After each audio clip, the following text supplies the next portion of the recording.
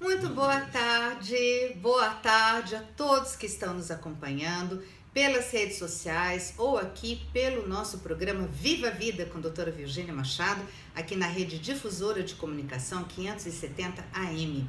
Se você ainda não sabe como nos acompanhar aqui no programa, você pode baixar um app no seu celular, se chama Radiosnet, tudo junto. Você baixa esse aplicativo e aí você tem aquela lupa, né, de busca, você vai lá e busca Difusora 570 e você vai nos acompanhar aqui, tu vai ouvir tudo que a gente fala, ou então você pode também nos acompanhar aí como você está fazendo no nosso canal do YouTube, Advogada Explica, ou então na nossa fanpage no Facebook, Advogada Explica Doutora Virgínia Machado, tá bom? Então, hoje eu quero tirar as dúvidas de muitas pessoas que deixaram lá questões que podem servir para você, que você pode ter aí uma situação semelhante acontecendo na sua vida e você vai saber, através da resposta de uma dúvida, você vai saber como aplicar então essa resposta na sua vida, né? Em casos semelhantes, similares, ou seja, iguais. Eu acho que é bem interessante, se você souber de alguém que esteja passando por uma situação assim, você também já tem como orientá-la. Então a gente tem mesmo que multiplicar as informações, porque conhecimento é poder, tá bom? Então vamos lá. Vamos ver aqui a nossa dúvida do YouTube. Aqui. A Michele Silva Souza. A Michele está falando o seguinte: foi estipulado um valor muito alto para pagamento da pensão alimentícia para mim e meu irmão na época em que meu pai ainda tinha uma microempresa, em 2013. Desde então, meu pai paga certos valores que não conferem com o estipulado.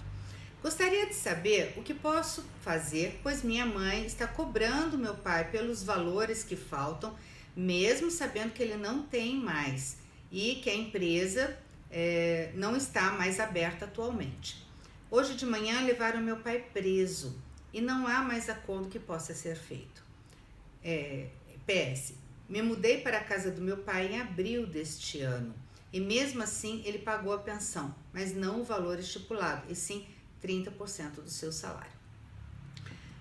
Olha, o que a gente pode estar respondendo nesse sentido? É um caso muito delicado, que envolve família, envolve dinheiro, envolve educação dos filhos, né? Envolve toda a questão até de alienação parental, né? Porque quando um pai ou uma mãe fica falando mal um do outro para os filhos, isso atrapalha muito mesmo a educação, o crescimento deles, deixa a cabecinha deles muito bagunçada.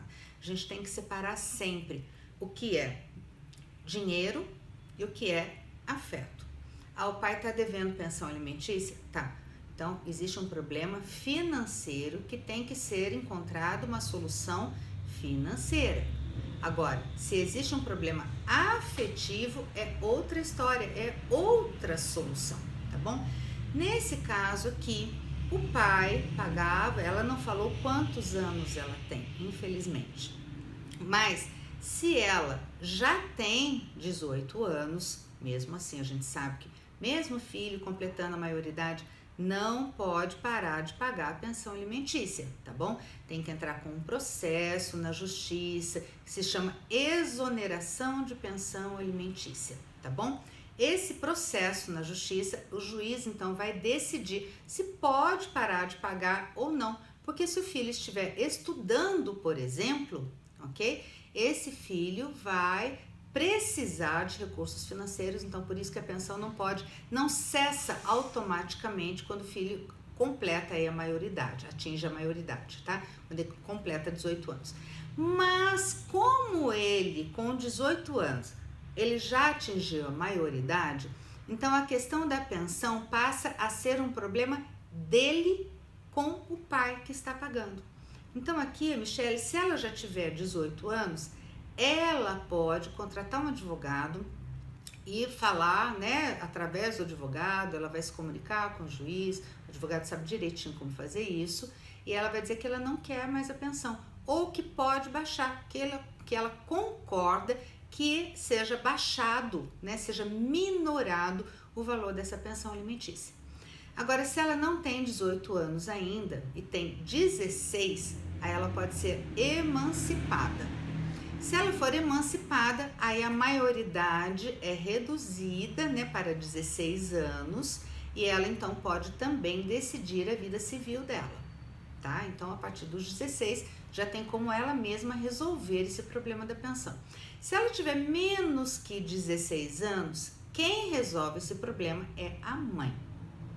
A mãe, por exemplo, que está com a guarda dos filhos, que é o normal. Não estou falando aqui de exceções, estou falando dentro do que é normal. A gente vê que os filhos ficam com as mães, ok? Aí a mãe é a representante legal desses filhos e ela é que vai resolver o problema da pensão. Então, se o pai não pagou o valor devido, ela, lógico, vai ajuizar uma ação chamada execução de pensão alimentícia. E a execução de pensão alimentícia enseja mesmo a prisão civil do devedor. Nós sabemos que não existe prisão por dívida civil. Por exemplo, se você dever aí no mercado, se você dever para um comércio da cidade, você vai ter o nome restrito, inscrito nas listas restritivas de crédito, porém, você não vai preso que você deve para alguém, ok? Mas a dívida da pensão alimentícia, essa sim é a única dívida civil aqui no nosso país que enseja a prisão do devedor, que é retirar a liberdade, que é retirar o máximo que a pessoa tem, a liberdade dela. E isso já existe principalmente para obrigar as pessoas a pagarem a pensão, porque existem pais que pagam corretamente ou que pagam menos porque não podem mais pagar aquilo que antigamente pagava, tá? Mas continua pagando dentro dos seus recursos, dentro daquilo que é possível pagar. Mas tem pais que se separam e parece que se separam não somente da esposa, mas se separam também dos filhos e esquecem que tem filhos para sustentar e ainda acha ruim de ter que pagar a pensão alimentícia. Existem muitos e a mãe é que acaba tendo que fazer bolo para fora, docinho, salgadinho, vende natura, vende qualquer coisa para poder colocar comida dentro de casa, criar e educar esses filhos, muitas vezes até sozinha. Então, isso existe sim. Por conta de existirem esses tipos de pais irresponsáveis, é que a lei é tão dura com o devedor da pensão alimentícia, entendeu? Então, sim, enseja a prisão civil, mas das 3 últimas prestações não pagas. Não pagas integralmente ou não pagas, né, parcialmente. No caso dele, do pai dessa menina, ele pagou parcialmente, ele pagou 30% do que ele ganha. Com certeza não atingiu aquele valor originalmente a que foi determinado, ok? E ele já está preso. Então, ela, se ela tiver menos de 16 anos, não tem o que ela fazer, tá? Ela tem que conversar com a mãe, realmente, a mãe é representante legal.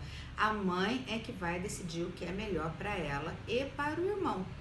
Porque, com certeza, eles estavam morando com a mãe estava suprindo todas as necessidades da família, né? Provavelmente sozinha, o que o pai pagava não era suficiente para todas as despesas e ela ficava com a maior parte, além de ter que educar, criar, né? E orientar e tudo mais que a gente já sabe que a mãe tem que fazer. Nesse caso específico, ela contou que desde abril desse ano, olha, nós estamos em novembro, quase em novembro, né? Finalzinho de outubro. Desde abril, ela estava morando com o pai. Se ela estava morando com o pai, isso enseja, sim, que ele deixe de pagar a pensão alimentícia para ela. Porque você já está morando com ele, então ele não tem que pagar a pensão alimentícia para a mãe, né? Pode reter esses recursos da parte dela, da parte do irmão, sim, é obrigado a pagar para a mãe. Da parte dela, ele pode reter para gastar com ela. Porém, as pessoas aqui no Brasil parece que fazem as coisas assim da própria cabeça. Não pode, gente. tinha primeiro que contratar um advogado, ok? Então, contrata um advogado. Esse advogado vai saber como proceder. Provavelmente ele iria entrar na justiça, né? Propor uma ação judicial de exoneração de pensão alimentícia referente a essa filha, para ficar tudo certinho, né? Registrado ali, oficializado através de uma sentença homologatória, através de uma sentença judicial, que ele não precisava mais pagar pensão para ela. Mas ele também não fez isso. Então, talvez exista má fé da mãe em cobrar a pensão toda, sabendo que a filha já estava morando com o pai, mas também existe negligência da parte dele em não regularizar essa situação. E quando a pessoa é negligente, acaba tendo consequências muitas vezes nefastas, como essa de ser preso, né? Pelo não pagamento completo aí de uma pensão que ele pagava uma certa quantia, sim. Eu tenho certeza que um bom advogado vai resolver esse problema, porque é possível resolver, tá bom? Então, se não tiver condições de pagar um advogado, como é que tem que fazer? Tem que procurar a Defensoria Pública.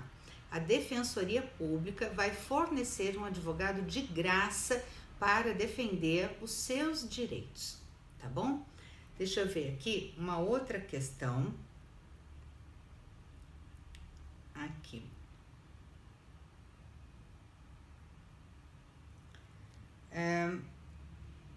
Da Ingrid. Meu ex me propôs um acordo, eu não aceitei, e hoje o defensor público me falou que pediu a prisão do meu ex por não pagar a pensão atrasada e porque eu não quis acordo. Depois disso, demora muito? Olha, demora um pouco sim, tá? Porque se foi solicitada a prisão, foi solicitada ao juiz a prisão civil do devedor da pensão alimentícia, vai ser expedido um mandado de prisão. Esse mandado de prisão vai para a delegacia. Na delegacia, ele vai ser, então, distribuído, tá? E vai ser, inclusive, os órgãos públicos vão receber cópias desse mandado. Então, se essa pessoa que está devendo pensão, por exemplo, for no poupa-tempo, vai sair de lá presa. Com certeza, o poupa-tempo é um órgão oficial, vai ter lá, né, o mandado de prisão expedido. Então, ele se apresentou, né? E é ele que tá ali, com certeza vão chamar a polícia e ele vai sair preso. E na casa dele também a polícia vai atrás. Por quê? Para cumprir a ordem judicial, que a ordem judicial é de prisão. Ele indo preso, tá? Aí pode ser que ele pague ou não pague a pensão atrasada. Normalmente paga.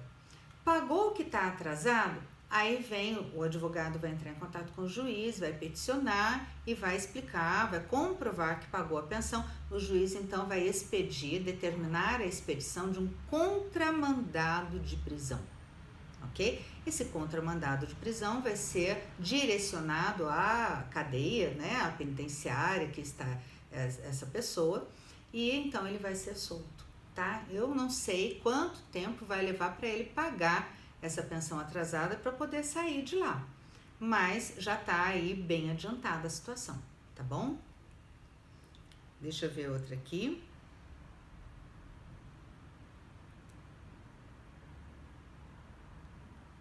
Aqui vamos ver uma outra, que é de imóveis, inclusive, tá? Aqui do Javan Laureano. Boa noite. Primeiramente, muito obrigada pelos esclarecimentos, mas tenho ainda uma dúvida. A uso capião ordinária também é limitada a imóveis urbanos com até 250 metros quadrados e único imóvel. Como é a extraordinária? Gente, aqui fez uma salada, né?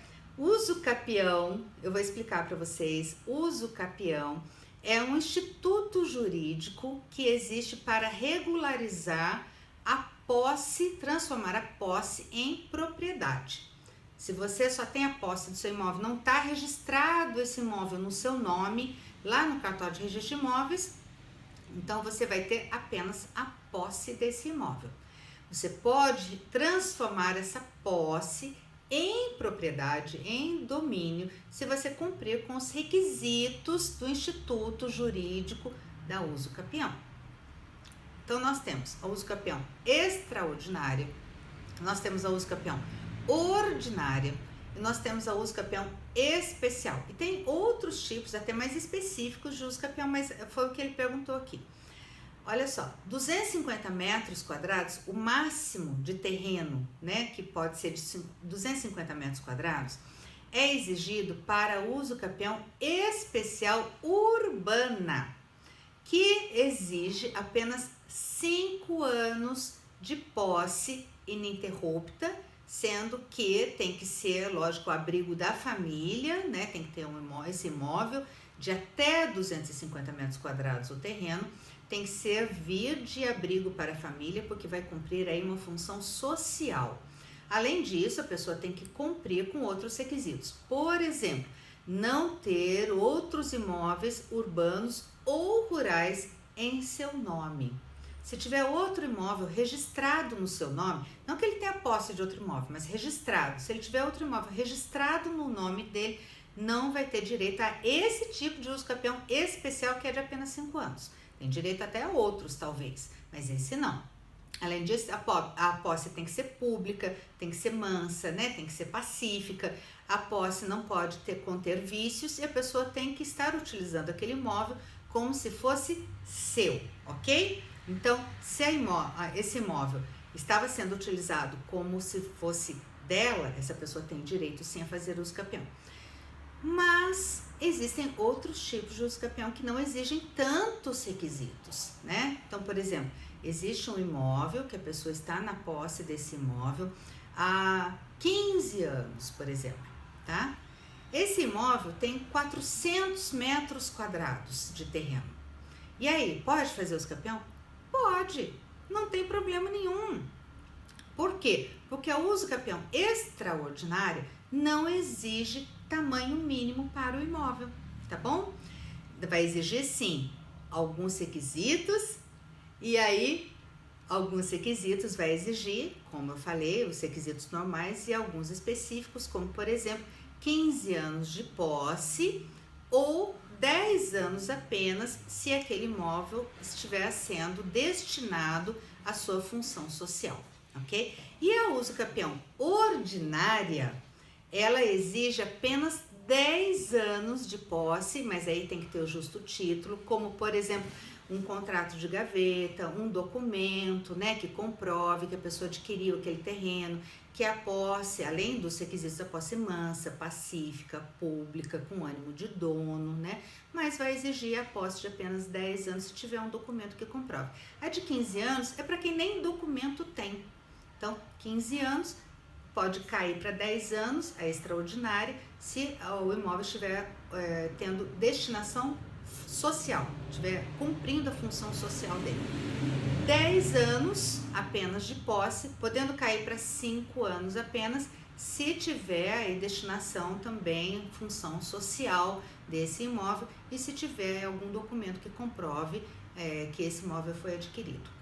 O de 15 anos aí pode até ser invasor, de 10 anos que é ordinária não, tem que comprovar, tá bom? Então veja bem, olha só, quanto menos tempo de posse para conseguir a propriedade, mais requisitos a lei exige. Você tá vendo só?